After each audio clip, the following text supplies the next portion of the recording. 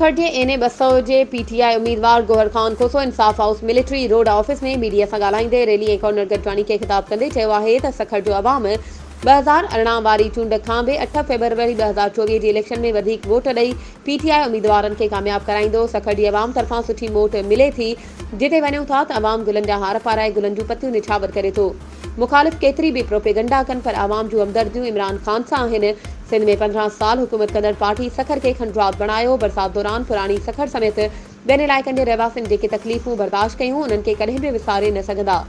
इंशाअल्लाह 8 फरवरी ते फतेह हक़ ऐं सच जी थींदी। अवाम जे हक़नि ते धाड़ा हणंदड़ ऐं क़ौमी खज़ाने खे लुटींदड़नि जो अवाम वटि वोट ज़रिए एहतिसाब कंदो। पीटीआई उम्मीदवारनि खे भरपूर नमूने कामयाब कराए असांजो ऐं पार्टी चेयरमैन जो अवाम लाइ इहो ई पैगाम आहे। इलेक्शन 2024 जे सिलसिले में तव्हां भी पंहिंजे तक जे पसंदीदा उम्मीदवार के कामयाब बणाइण ऐं इलेक्शन मुहिम में सपोर्ट करण लाइ CN न्यूज़ ते इश्तिहार ज़रिए पंहिंजे उम्मीदवार जी चूंड मुहिम में हिस्सो वठी सघो था त पोइ देर छाजी। हाणे असां सां राब्तो करियो ऐं पंहिंजे इश्तिहार CN न्यूज़ नेटवर्क ते बुक करायो।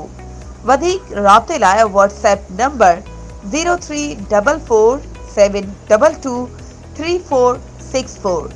तेज़ तरीन news network CN news plus.